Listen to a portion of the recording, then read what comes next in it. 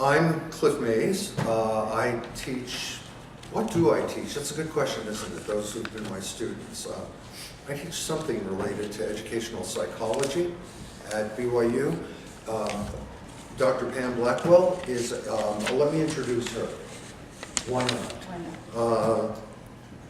Pam has been doing dream work in a variety of settings with different people, from Esalen in the 60s, where everything got started in terms of, you know, the new waves of psychology.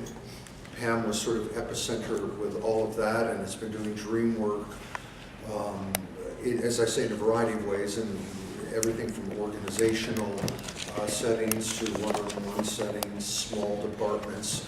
She was doing some stuff in an environmental program or department in Northern Oregon, just all kinds of different things. Her doctorate is in psychology. She's written a lot. She's an LDS playwright and novelist. If you've seen the musical Parley P. Pratt's Great Adventure, she wrote it. She's also written written a variety of books. She's written something called the Millennial Series, a sort of last days fictional scenario. And she's written a very good book that came out recently, not the other ones aren't, called Christ-Centered Meditation, which takes meditative traditions from around the world and draws upon them to meditate in a more Christian context and focus, and with a more Christian goal, I guess one would say. We're both Jungians, and we have been for a long time. I'll get into this more in my lecture on how Jungian psychology developed, because that'll be pretty crucial to our approach to dream analysis as we go on. Jung enjoyed a real resurgence of popularity in the late 60s and early 70s, kind of peaked out in the 80s. So you don't find a lot of us around, you do find some. Here we are. And I guess that's about it, right? So without further ado, Pam will spend the first 30 minutes or so talking about dream dynamics in general. And then I'll spend the next 30 minutes beginning to introduce you to Jung, Carl Gustav Jung, and how his approach is central to what we do in terms of dream analysis. So, Dr. Blackwell, please. Okay, and the last part of it will be an opportunity for you to throw out a dream and hear what we think about it. We also, I think I caught everybody, but if not, we are giving away a couple of things today. One of them is an opportunity to eat at Gloria's Little Italy for $25, and or a dream session with either Cliff or myself, which is worth $75. So,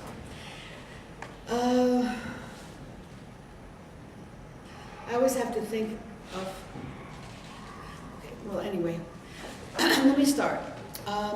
In 1974, I returned to the United States. I had been an expat for a few years, living in England, and then in the Netherlands. After Nixon was reelected, I decided to go live someplace else. So as you mentioned, I'm an old hippie. I lived in a bakery truck in Big Sur in the 60s and a lot of things.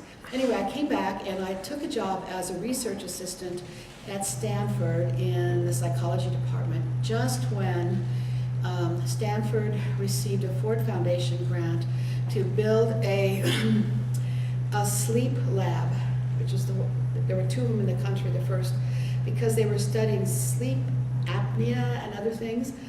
But what happened is that they found out a tremendous amount about dreams. So I got to hang around a lot and, figure out what was going on. So I'm speaking now from, I wasn't doing the research, but I was at least party to some of the pioneering research about the structure of dreams. So we're going to just start with that. Okay? And what they found is that with most people, unless you've either been drinking or drugging, this is a normal cycle. You start off slipping just below consciousness, and then you drop down to what's called stage 4. And at stage 4, it looks like, if you're in the lab, like the person's dying. Like all the bells and whistles just go, you know, and everything. Because we have an hour to an hour and a half of profound physiological sleep every night. And if you take a nap and you drop down to stage 4, then that's the one where you can't move and you can hear the doorbell and you can't speak and all that, because everything has been, you know, brought to a halt. And then after about that hour and a half, you spike up to what they call stage 1, which is just below the conscious line. And you have the first of 4 to 5 REM cycles a night. REM standing for rapid eye movement. And if you do look like a dog, you know, if you look at people, their eyes are going back and forth and up and down, all that kind of thing. And when that stops, what they were doing at Stanford is they would wake them up and ask them what was just happening. So they began recording dreams, which is really handy. And I think between that and I can't remember where the East Coast was, but they collected well over 10,000 dreams. So we began seeing the structure also of dreams themselves, which I'll get to. Anyway, okay, so now you're up. Now you go down to stage 3, not as profound, but it is a rest, and then back up, until the last one is about up to 20 minutes long. So it's a myth that everything happens in a millisecond in a dream. Not true. The gorillas are chasing you down the alley. You can't get rid of them. You know, you can't get over the fence, and that could go on for 20 minutes. And so you wake up. And the reason that you're right below consciousness is if it's really frightening, you wake yourself up. Because if you were down in 4 and something like that happened, you could very well have a stroke or a heart attack or something because you couldn't get yourself out. Okay, the other thing they found is that there is a paralysis that occurs that keeps us in bed. Because if you got up, and there are sleepwalkers, kids have immature brain stems, so they do get up and walk. Some of them are walkers. A few adults are walkers, but for the most part, we're pinned in bed because otherwise we'd be up setting fire to our bedroom, jumping out the window, stabbing our spouse, you know, who knows, right? So if you are then trying to do something in a dream and you're like, move, you know, that kind of thing, it's because it's really true. Keeps you from falling out of bed. Okay? But kids, we're going to do a lecture on what kids dream and talk more about some of that. All right, any questions up to this point? Okay, that's what it looks like. Now, the structure of an average dream. They found that about 75 to 80% of our dreams are what I call high-speed problem-solving dreams. We set up a 3-act play. Act 1 is the setting, the characters, and the conflict. Any theater people here? All right, so you know what that is, right? And then we go into Act 2. And Act 2 are the complications, and then we reach the climax, and then we have what we call the denouement, which is the unraveling of everything into Act 3. So if you tell me a dream, almost always you start off by saying, well, I was in junior high school, and my 7th grade shop teacher was chasing me around the empty building with a buzzsaw. I'm telling you, these violent dreams, aren't they? So you've got the junior high school, you've got the teacher, and you've got some kind of anger, don't you? Well, depending on the system that we're using, we would say that at least one of those systems is you're trying to resolve something that happened in junior high school that you still emotionally haven't figured out. Because our psyche is timeless. There's no time sense in terms of trying to resolve things. And particularly if something that happened to you in junior high school hasn't repeated itself at your work, right? So now you've got a similar personality, and all of a sudden you start dreaming about junior high school again. Well, that makes sense. So you set it up, and then Act 2 is where you're trying to say, okay, and I really can't quit this job and I couldn't get out of junior high school because my parents went, you know, so you try to see what the complications are. And then the climax is where you think of an answer. You say, well, wait a minute, what if I did that? And then you play it out just a little bit into Act 3. Now that's 70, 80% of your dreams. The other 20% are kind of interesting. Are we good with that so far? Any questions? Oh, all right. Now, these are scientists, social scientists at Stanford, and they're having a hard time with whatever that average is, 1 in dreams, because there are paranormal events occurring in dreams. Right? So they would wake people up and the person would say, okay, I'm in my car and I'm turning left and there's a mailbox and then there's a white dog walking down the street, and the dream didn't seem to mean anything. And 5 days later the person comes back in the sleep lab and says, remember that dream I had about the mailbox and the dog? It happened. It happened. And sometimes it has absolutely, it's not like you're going down with the Titanic. It's almost as if we just are omnipresent and we're at night. We're not limited by our 5 senses, and we're just sort of picking up on things that have happened in the past and things that are happening in the future. Okay? So that's one. So deja vu, guys, is probably not true in the sense that it's typically defined. It probably has to do with the fact that we dreamt about it and we've forgotten it, and now it's happening. And sometimes it's very important. Sometimes you dream that you're going down a windy mountain road and your brakes go out and you're about ready to go over the cliff. By the way, it's a myth that you die if you fall off the cliff and land. It's a myth, you don't. Okay. But anyway, but you wake up and you're like, wow, what was that? Well, it could very well be that you need to get your brakes fixed. So you're setting up something to kind of scare yourself, to say, hey, you know, you're not paying attention to this thing, so I'm going to scare you at night. Okay. The other thing, so that's, we would say precognitive dreams. We have telepathic dreams, in which we dream about something that's happening at a distance, or we communicate with someone at a distance in our dreams. And we wake up and we dreamt that Aunt Tilly went over a cliff in her car.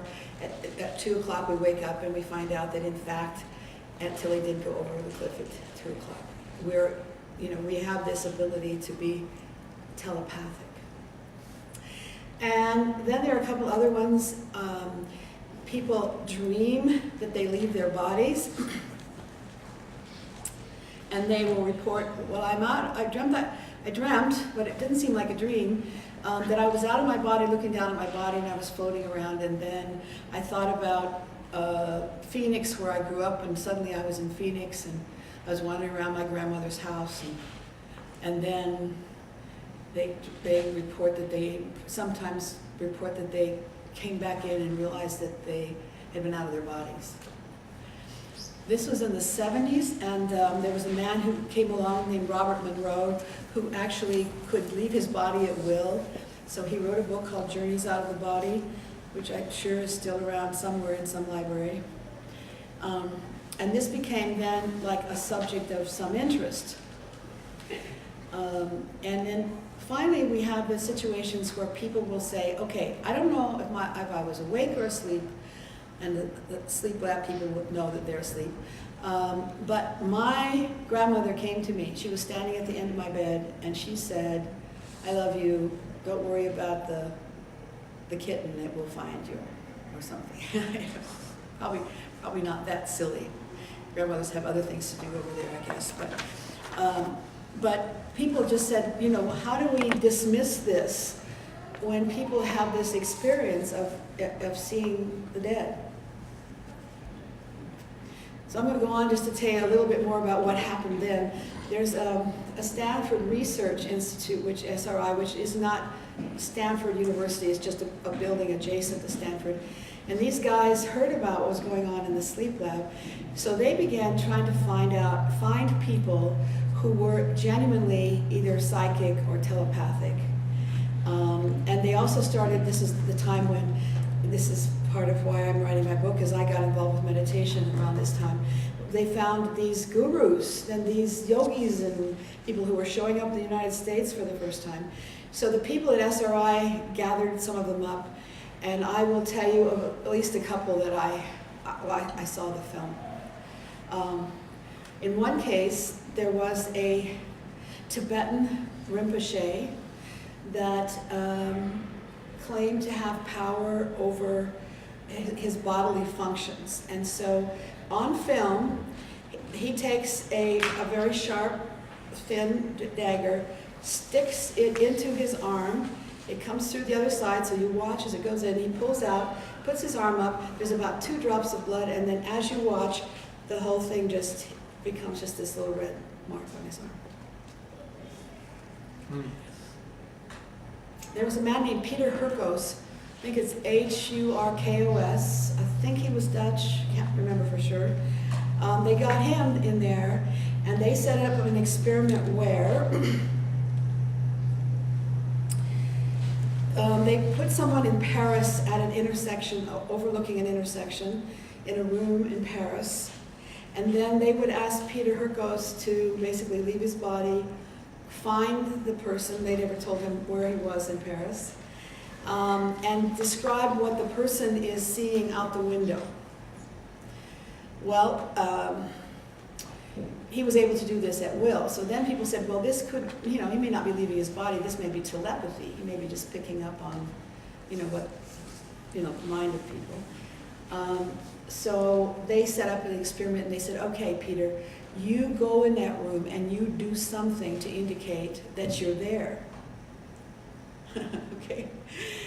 So they set it up, and then all of a sudden they hear from the guy in Paris. He goes, the lights just went out. And Peter Hurkos has said, okay, and he actually told them what he was going to do before he did it. So this became then, the paranormal world opened up at this point for investigation. And dreams have been absolutely at the forefront of that, because we do have other powers at night. And we certainly are, if you ever follow dreams at all, we all have a really wacky British sense of humor. And we're very punny. And we're so clever.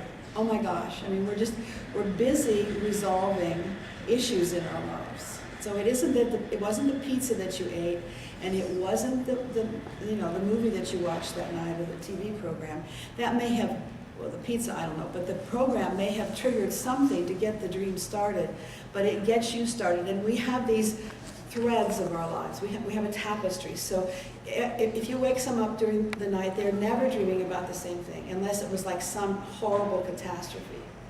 So you're picking up this thread, and you're saying, okay, I've got to look at this, I've got to see this, and you have another one, and then you have another one, and another one. Okay.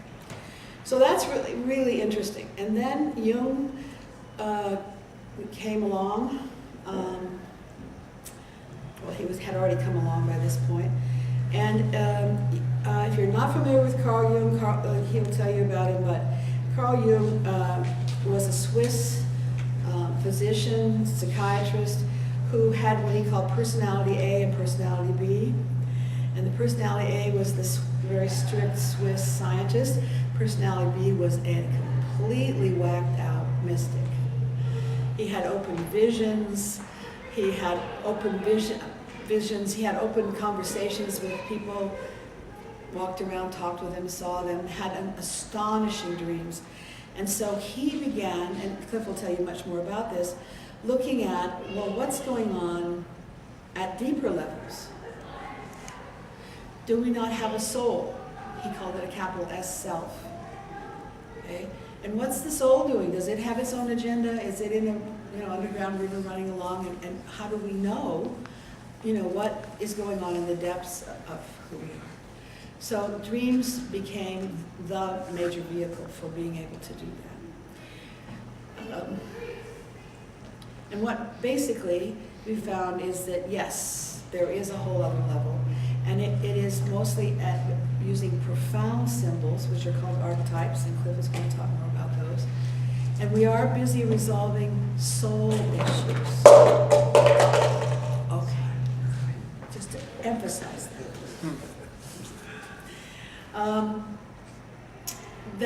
And those come up, again, in order, depending on what's going on in our lives. But those were of interest to him, and those are of interest to us.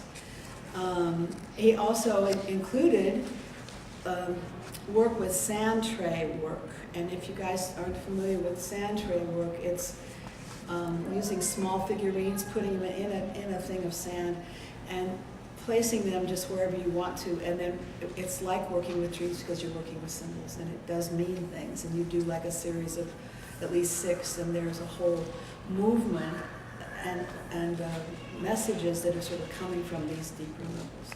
So what's the advantage of working with dreams? Okay, well, first of all, are there those of you in the room that say, I don't dream? Okay, good, because I'm going to say, I just told you, you dream 4 or 5 times a night. So if you don't remember your dreams, or you know someone that doesn't, the easiest thing to do is to put a journal by your bed, and give yourself a suggestion. I will remember my dreams when I wake up. And then just lie there, don't wake up to an alarm. So do this on Saturday or Sunday or something. And just say to yourself, okay, what was just going on? And then catch anything, and write it down. Dream fragments are useful. But what it does is there's some place in the reticular formation, which I don't understand brains enough to tell you other than I can just impress you with those words. Is the part of yourself that has control over your waking and sleeping. So let's say you have to get up at 2 o'clock in the morning to catch an airplane, and you have to do that. And you set your alarm, and you wake up at 1:59. How do you know what time it is? Good question, huh? Well, this is the same thing with if you're activating that part of yourself to say, remember, I want to remember my dreams, but they're gone within the first 30 to 40 seconds for anybody, unless it's just really frightening. So you got to stay there and you got to be faithful, but pretty soon you're going to start seeing that you have what I would call a dream dictionary of personal symbols, like this junior high school shop teacher. Okay? And you'll start seeing that you're using certain codes or symbols to talk to yourself at night. That's much more efficient. On the list of bibliography, if you've got one, if you didn't, there's some up here. There's I suggest that you guys either get a dictionary of symbols or an encyclopedia of symbols, and there, I saw that there is one online that's good, pretty good. Okay, a lot of them are just they're not included. I think, okay, all right. A lot of times these dictionary or encyclopedia of symbols take meaning of symbols throughout different cultures. Okay, so you say, well, I'm not going to dream about something from Sumatra. And I'm going to say, you want to bet? Because Jung talked about the collective consciousness, and that we can, if we don't have a personal symbol that works, we can dip into this collective consciousness and pull something out. And then you find out that you are really amazing and profound, and that you're dreaming about some fertility rites that you promise I've never read about. And that's when you start getting impressed. I'm going to stop for a second. Who has a question that's just right there? Yes. Are we going to cover active imagination at all, and how that fits into dreams? And That's the man. Not this lecture, but next one. But we can right now. Jordan, yeah. Okay. So what about active imagination do you want to know? Because it's a technique, right? Yeah, I'm just kind of interested in it. I'm patient. Okay. I can wait. All right. Well, I'm going to go on and just talk about basic techniques now, so I'll include active imagination, because I didn't know you were going to. Yes? So you talked about how your dreams are only 30 to 40 seconds. You can try to capture them. Mm-hmm. So is that if you start to write them down Yeah. or talk about them, that's how you can go on for, Robert has to listen for like 10 minutes. Now, good. Okay, now if you guys, if you can even catch the, okay, it was the horse that was running across the field and there was a midget there. If you can just put that down, then when you come back, you can often just go back into it and go, oh yeah, there was that giant that was, okay, that kind of thing. Yes, okay, now basic interpretation, all right? This is now, I'm going to talk about systems, and then we're going to, at the end, we'll demonstrate, you'll give us some dreams, and we'll show you how this works. Okay, so the basic, a dream symbol can mean the same thing. You can say, okay, well, I forgot to get my, got to get my brakes fixed. Well, it's a surface thing that you're dreaming about, isn't it? But you know, you may be knowing that you're putting yourself in some danger. The same symbols can mean deeper things. So don't dismiss the, well, okay, I did forget to mail my rent check in, or something. Okay, but, so, then the next level down, we're going to talk about this somewhat. You can do an analysis of your dream. We use Jungian analysis of a dream to say, okay, what are the symbols that you're using? What's the story or myth that you're using? And what makes sense? Like, for instance, if you dream about being in the Arctic, usually that has to do with being way high up in terms of your mental capacities, or something that's way up. Or if it's frozen tundra, emotions are usually have to do with water. So if it's frozen, then you're looking at something that you have frozen, that you haven't dealt with your feelings. And I'm going to give you some examples of common dream symbols here in a minute. But you start saying to yourself, okay, so what am I saying here? You know, so you're trying to just piece it together with, why am I using this symbol? Why am I using that symbol? Then sometimes it's just very clever, and you just sit there and think, oh my gosh, I'm good. Whew, that's great. I studied with Fritz Perls, who was started something called Gestalt therapy. And in Gestalt therapy, when you work with dreams, you assume that every aspect of the dream is a part of yourself. So even if you're dreaming about the junior high school shop teacher, we're going to assume that that's an aspect of yourself, that you have an angry part of yourself that we need to take a look at, right? So, and we'll demonstrate this, but if you can say, okay, wow, those are all parts of myself. Wow, okay. I don't want to look at that part of myself, but I see why I might be dreaming it. Particularly anger. You know, when you're in a civilized area, you can't really be as angry as you want to be. Pretty much. And so we often will dream about, you know, even killing somebody or something, and you wake up and you're just horrified, but it's like, oh, that felt so good, because we got a chance to express ourselves. Now, common things that happen in dreams. Let's start with flying. Anybody had a flying dream? Okay. So sometimes we have to look at it and say, is this, are you feeling good about things? Are you just feeling so good that you're just out there flying around? Are you backed up against a fence and the gorillas are showing up, and you suddenly remember that you can fly and you get out of there? Right? So sometimes flying has to do with escaping from things, getting up higher up into your, you would say, your higher consciousness, to see if you can't figure out things. Okay. I'm really pretty weird. I'm going to do this on YouTube. Okay, we will. All right. I can leave my body if I want to. And sometimes I will dream that I'm out of my body and I'm trying to get out of the room. And I sometimes get stuck right in a corner right there. And then I have to think to myself, oh yeah, there's a door. I can go through the door. Or if I'm outside and there are electrical wires, there aren't so many anymore, things underground, but you know, I had to be real careful about getting around some of the electrical stuff. So those you don't want to try to interpret necessarily. They may be phenomena that's going on. Okay, so that's flying. Falling. Okay. A lot of times people dream about falling pretty soon after they go to sleep. And the reason for that is that we're jerking.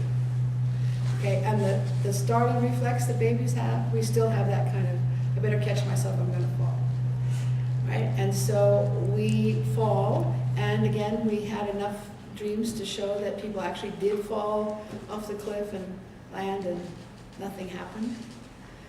Although, if you know, you can imagine that it would be pretty frightening, and if you couldn't get out of your dream, you might have a stroke or a heart attack or something if you're falling. So falling can be that. Falling can be falling in love, being really frightened about that, or becoming intimate with somebody and being frightened about being close to somebody. Or it can have to do with money, and you're dreaming about, I'm gonna take a big fall here, I can't buy that, or I better not do that, or, something, where you're warning yourself that there is a fall that's coming. Okay, finding money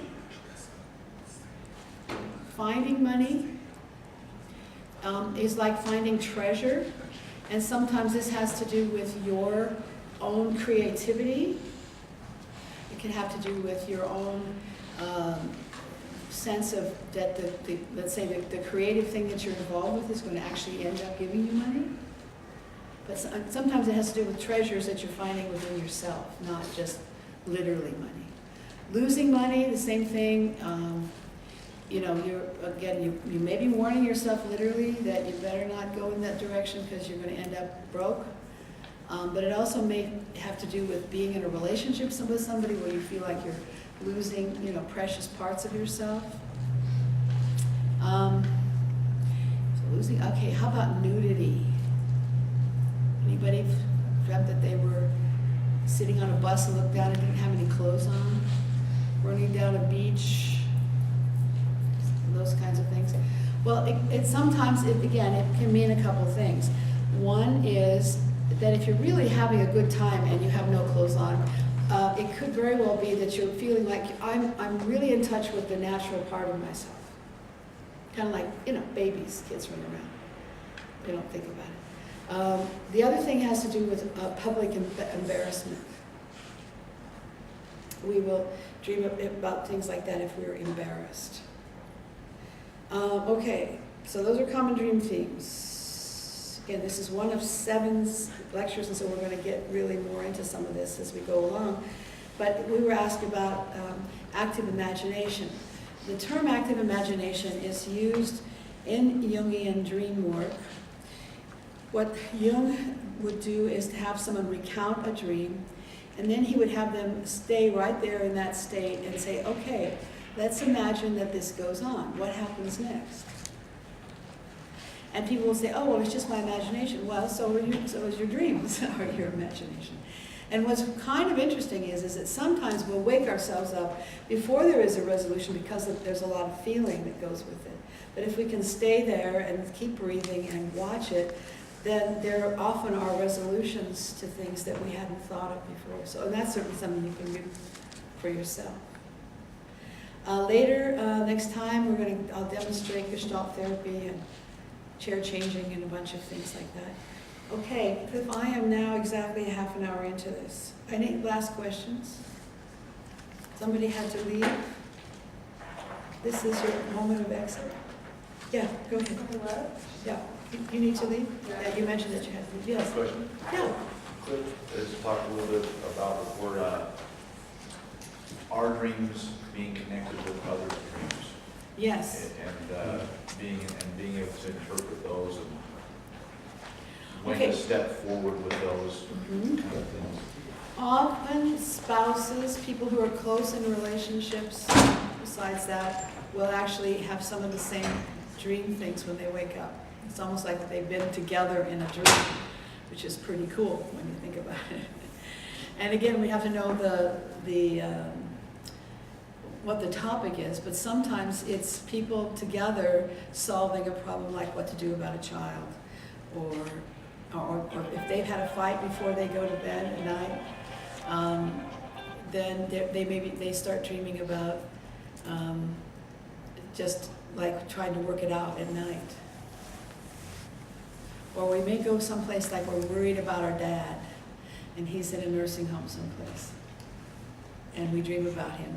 And, again, that's telepathy. But then he may say, son, I had a dream about you last night. It was really weird. You were in my room and we were talking about, So it's an open, sort of field at night, for sure. Yes? So I don't know if you're gonna hit this in another lecture, but what does it mean? I talk in my sleep and I walk. Mm-hmm. So what does it mean if you Okay, it has to do with your brain stem, and it has to do with the fact that it just hasn't, it didn't quite do what it was supposed to do. And I'll give you an example. Who wrote Treasure Island. It's Robert Louis Stevenson. Robert Louis Stevenson had the same problem. And he finally went to somebody who was basically a hypnotist. In those days, they didn't have that. Who gave him the suggestion that, like he would say certain things to himself before he went to sleep so that he would stay in bed, because he would just go down and then he'd, be up walking around. And he was so thrilled, he said, the first time that actually worked and he stayed in bed. He was asleep, but he looked out and he had what he called the brownies, which were standing at the end of his bed, and they began to tell him a story. And so then he would wake up and write it down. Well, it was Dr. Jekyll and Mr. Hyde. So he got that from his keeping himself down in bed long enough. It's okay. Just, somebody put, some sort of shackles so you don't run out the house or jump out the window or something. Do you do those kinds of things? Do you find yourself downstairs eating out of the refrigerator? No, I lock my bedroom door every night, but Okay. one recurring thing I do is I always take all the pictures in my room down. And I'll wake up and they're stacked next to my bed. So. Well, you need to come see Cliff or me. This is very serious. All right, well, let me present then my cohort here, Clifford Mays. He is a professor at BYU in the Ed Leadership Department. He has 2 PhDs, 2 master's degrees, only 1 bachelor's degree. It's really, I don't know. He's thought about getting another bachelor's degree in math just so he could say he had 2 of everything. Anyway, he's a pioneer in writing about Jung and education. This is his first book out. It's Jung and Education, The Elements of an Archetypal Pedagogy. He has written, I don't even know how many, 8 books, 9 books, something like that. Plus, Zoomerous is a new word. Articles about this in this subject, and you can find him on Wikipedia. You can learn more about him there. He's internationally known for his work in this field. And so I don't know, anything else? Used to have a lot of really curly hair. Yeah, okay, right. Yeah, just, Yeah, okay. And he's a Jewish stand-up comedian. Yes. So, okay, all right, wonderful. Okay. All right, come on, let's do Okay. this. All right, we'll trade. Thanks, man. That's great. Well, I should. You're good. You probably didn't know that you were coming here to get some stuff about Jungian psychology. I said, Jordan, how did I remember that, Jordan? That's from way back. That's way back. It's so nice to see my students here. It's nice to see the rest of you, too. I'm sure you didn't come here thinking you were going to get stuff about Jungian psychology, but for us, that's one of the best systematic ways to access the things that Pam has been talking about. So we're going to talk about that. And it has to do basically with getting at what Jung called the archetypal level. And when you get to the archetypal level, you could look at them as the spiritually symbolic level. That's where you can start to see why, in a sort of a theoretical way, or just a systematic way, some of these things are happening. On the list that you got, my favorite book there, by the way, is Ole Vedfeldt. He's a professor of psychiatry, I think, at some Scandinavian university. I think he's Finnish, but I'm not sure. As he points out, there's nothing more complex than dreams. Nuclear subatomic particle physics, hoo-ha, is just child's play. Next to understanding what dreams are, not that anyone could understand them in their entirety. Vedfeldt shows that every dream can be interpreted at least 11 different levels, in 11 different ways, and there's nothing magic about that number. That's just what he's come up with. And so please growl. I can't say bear without saying growl. I have a compulsion that way. I don't know why my students know it. Now all of you on YouTube know it too. Dreams are just extraordinarily complex, and what I found in looking at, I got to the point where I would spend half my day writing down and analyzing dreams. Seriously, 8 hours. Then I'd go to work, come home, go to sleep, and do the same thing. And I did that for a year or two for a while, and it just got out of control. But one thing I saw from my own personal experience is not only that many dreams are psychic, paranormal, spiritual, precognitive, not only that, but every dream itself is a mosaic of all kinds of elements. And those elements interact with all other kinds of elements in other dreams. And if you follow your dreams for a long time, you see they're just so infinitely complex and stereophonic. It is just astonishing. Well, I'll begin this bit on Jung so that you can see where things are coming from. And I'll read a lot of it, but I'll try to be engaging as I do. People who've taken my classes, this will probably be the first actual lecture you've ever heard. So let's get started on Jung. Between about 1915 and 1905 rather, and 1913, Freudian psychology was beginning to come into its own. And Freud's premier disciple, whom we call his crown prince, who was going to take over the whole psychoanalytic dynasty, be the head of it all, the head of all the journals, the head of all the credentialing agencies, the head of all the conferences, was going to be this guy named Carl Gustav Jung, who was a young Swiss psychiatrist of about, let's say he's born in 75, so just about 30. So, coming into his own as well. Do you have any experiences when you were in Asia? What's that? Where do you have experiences at? When you're in Asia? Jung? Yeah. Later he would, Al. Later he would. He would not so much have experiences there as he would begin to look at, for example, sacred Eastern texts and understand them from a Jungian perspective. And in fact, Jung was one of the very first people to bring systems of Eastern spirituality to the West. He was one of the 2 or 3 people who did that, really, and that got that movement going that we are now so immersed in so many ways. Jung did that. This is in Europe? But Jung is a Swiss, so he's from Europe. But yeah, good connection now. The reasons for Jung's break from Freud are many, but probably the central one was their view of sexuality. Freud saw sexuality as the center of everything. We were homosexuales. We were sexual creatures from beginning to end, and everything could be reduced to the sexual impulse as it played out and got constrained within social forms that we had to have so that we could have a functioning society and not having people killing each other and having sex all the time. It's a pretty grim view of the human animal. And it was very much shaped as well by the Darwinian view that it was part of. Darwin, Freud, and Marx and Nietzsche are kind of that 19th century group who defined us as kind of aggressive, economic, sexual, warlike animals, and that was about it. Or as Adler said, coming along later, was all about power.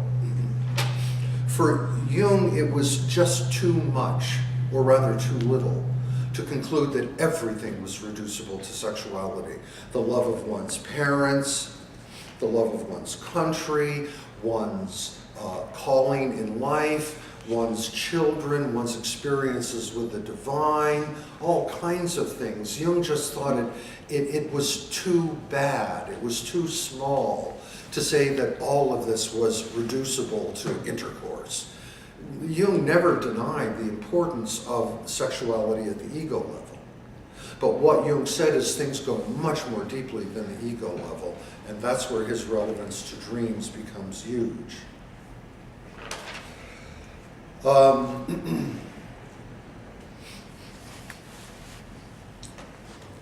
Just to say one little bit about Freudian psychology so you can see where Jung completely moves so far beyond that. For Freud, and we don't get into Freudian dream analysis, once again, not that it's wrong. I mean, there are sexual components to dreams. There's no question about that. Freud certainly hit on some central psycho and dream dynamics. No question about it. But for Freud, a dream was simply something They were symbols because we couldn't look at this stuff directly. To look at our sexuality or our aggressiveness directly would just be too painful. It would be too devastating to us to see who we really are. So we had to present things to ourselves in symbols to kind of make it acceptable to us. And that's all dreams were, according to Freud. Suppression or repression. Symbols of repression in dreams would be things that had been stuffed down because they were just too horrible, like sexual abuse. So often in therapy, one is looking at a dream for evidence of possible sexual abuse, and it might well be there. Freud was right about that. That's stuff that would have been repressed. Or stuff that is suppressed is so horrible we've never looked at it in the first place. Namely, the fact that the person you work with, you would really like to disembowel and cannibalize. Okay, literally. Okay, you can't look at that. That's too horrible. So you suppress that, but that will come out in a dream too. So well, I won't get into an example of that. What Freud was saying then is that dreams were strictly personal. Show me your dream, and I will, or we will together, discover things about your personal history. Dreams are just personal. They have to do with what has happened to you in your life narrative. Dreams are a manifestation of the personal subconscious. This is as technical as I get. You will never see me do a PowerPoint as a matter of philosophical principle. And also, I don't know how. But here you have, according to both Jung and Freud, the personal ego. And we've all got that, right? Like I practiced this a lot before I showed up today. I don't want to get up here and blow it. You know, I was introduced as a professor. I've got this ego structure, and I've put it together throughout my life as you've put yours together, and it's not bad. It just is. We need it to function in the world. The ego is the basic medium of exchange of psychic function. By psychic, I just mean psychological. But where Freud went from there is to say, yes, but we have a personal subconscious, and dreams especially, but also art and religion. The symbols we see there will tell us what's really going on sexually. What Jung said is that that's all true, but we also have what he called the collective unconscious, not just the personal subconscious, but the collective unconscious. Now, whether or not the collective unconscious exists out there as some sort of field of semi-spiritual energy, or whether it's just a theoretical construct, or whether it's both or neither, is impossible to say. One thing we want to be really careful of with these models is that we don't reify them. That means, say that the collective unconscious is like this, an object. It's a construct, but it's a very useful one, and in my view, begins to move into what Jung himself called the sacred precincts of spiritual reality, because the collective unconscious is that kind of spiritual, all-encompassing, ancient sort of psychic matrix that we all are born into and operate with and reach towards just by virtue of the fact that we're human beings. We're born with it. Jung called the archetypes, he called them the spiritual correlative of instincts. We're born with instincts. They govern us physically. They're the basic way we process and move through the world. So is an archetype. That's what an archetype is. They're the basic ways that we morally and psychologically and spiritually and psycho-spiritually, it's the way we perceive the world. It's how we're, in a sense, hardwired, although I don't want to reduce it just to biochemical dynamics, as some current Jungians want to do, and I think they're way off the mark. Just like if you have an after-death experience, there's going to be brain activity. That brain activity is not the experience, it's just the physical registering of it. It's like saying that the meaning of a book is the ink on the page. No, the ink on the page is the physical trace that manifests it. In his early days, how am I doing here? I'm moving along. I don't usually stay on schedule. I'm giving myself goosebumps here. It's amazing. I'm like Ronald Reagan. I give myself goosebumps when I speak. That's the same kind of response I get in class. Not laughing, but that's okay, because that means I need to take my game up a bit comedically. Early in his college days, Jung was deeply immersed in a philosopher that many people were then and still are, Immanuel Kant. And he wrote a book called Kritik der reinen Vernunft. Just fascinating. It'll put you to sleep in 10 minutes, no doubt, especially in German, about a minute. It's called The Critique of Pure Reason. It was written in the mid-1700s. And in that book, in that philosophy disquisition, what Kant said is, we can never know the world as it is. We look around us and we see things and we think they're real, but in the first place, your perception of this is probably going to be different from mine. We're physically positioned differently. We're differential in terms of power now. I'm giving the lecture, you're listening. You had certain experiences this morning that I didn't have. I had some you did. What is the correct view of what this reality is? Rather, we have our different views of it. And said Kant, there are two basic, what Jung would go on to call archetypes, and they're time and space. So we're perceiving things in terms of time and space, which Kant said is fine. We share those ways of filtering existence, but we don't know that what we perceive as space is really space, or that there is such a thing as space at all. We could be a holographic projection in terms of the USS Enterprise.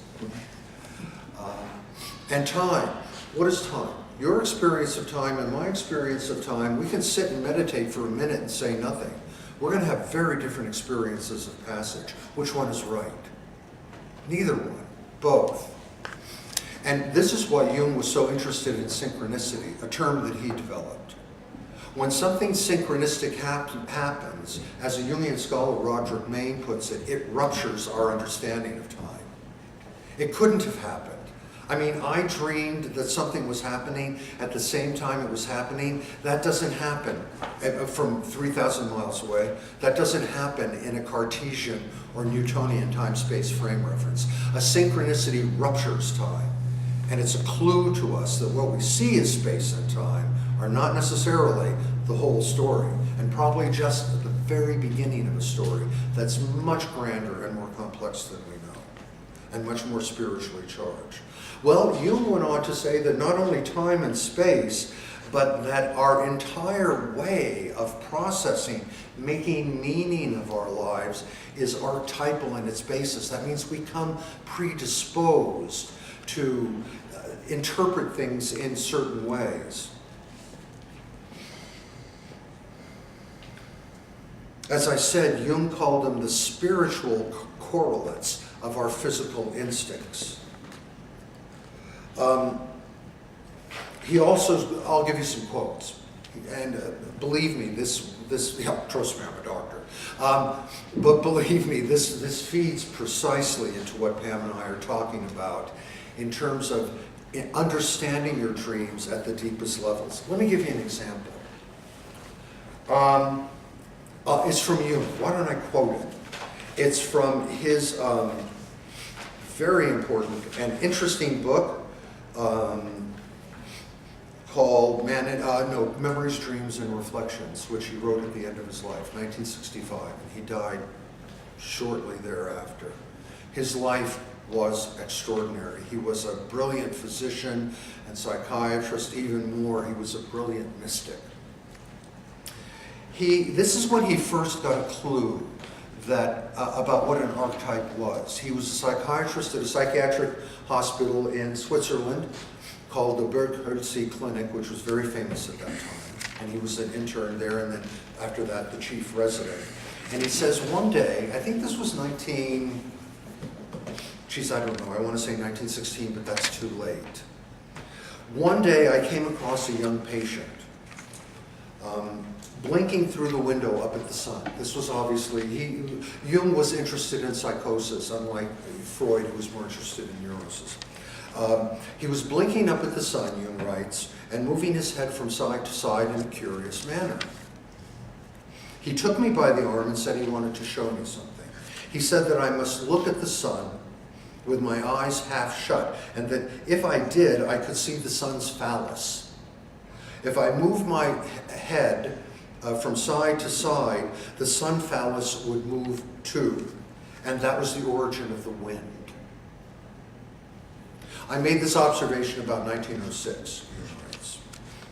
In the course of the year 1910, Jung was a very accomplished classical literature scholar. He read Assyrian and Greek and Latin and Aramaic, and he was a brilliant man. I think Einstein and Jung were the two greatest minds of the 20th century. Einstein of outer space, redefining things in a non-Newtonian way, and Jung doing the same thing in inner space, opening up the possibilities of the trans-rational, the trans-personal, not just the rational and the personal at this level, but that which goes beyond it at a more mystical, collective level that we all share, and about which he wanted to theorize, and this will come to play in dreams. In the course of the year 1910, he goes on, when I was engrossed in mythological studies, a book of Dietrich's came into my hand, a mythologist. It was part of the so-called Paris Magic Papyrus, and was thought to be a liturgy of the Mithraic cult. It consisted of a series of instructions, invocations, and visions. One of these visions is described in the following words. And mind you, when a schizophrenic, whatever that means, I'm so suspicious of labels, but when a schizophrenic is hallucinating something, although I don't myself believe they're all just hallucinations, whatever that means, they're in fact having an open dream. So Jung is dealing with a dream here, really. And then in looking at this book, one of the visions is described in the following ways, in this ancient Mithraic cult. And likewise, the papyrus goes on, and in this culture we know something about papyruses too, don't we? Likewise, the so-called tube, the origin of the ministering wind, you will see hanging down from the sun, and towards the region westward, as though there were an infinite east wind if you move the tube one way or the other. Well, this corresponded exactly to this young man's dream. This guy was not a scholar. He was a simple fellow, schizophrenic. For all I know, he had never really left the environs of where he was hospitalized, wasn't particularly educated. I think his name was Emil Kripken, has now emerged. How would he know this? Jung concluded that there must be something deeper, something collective, something that we all draw upon. Now in this case, even the images are the same, and that's not necessarily the case in your and my dreams. I guarantee you, every one of you last night, myself included, had an archetypal dream. And had a dream that if we looked at it closely, we would see probably relates to some sort of ancient narrative pattern, ancient mythical construction, ancient series of images. Although, except rather, instead of being a dragon, you'd be in your truck. And instead of a charger, you'd be on your truck. Instead of a dragon, maybe you'd see some sort of Spitfire, a tank coming down the road. And instead of a young maiden in distress, maybe it would be a young woman in a Bosnian village whom you were saving. But the mythical, the central archetypal pattern is the same. It gets clothed differently from person to person, culture to culture, time to time. But the inner pattern is the same. And so in looking, and when you start getting to that realm, then you also start getting to the realm where paranormal, psychic, precognitive things begin to happen. And I don't speak of this as a matter of theory. As a matter of fact, I grew up without any of this kind of mumbo jumbo and probably wouldn't believe a word of it, except it has happened to me throughout my life. Every week, something precognitive or psychic happens. And the more I get to the archetypal level, the more, as Jungians say, these experiences begin to constellate. Jung used the term, okay,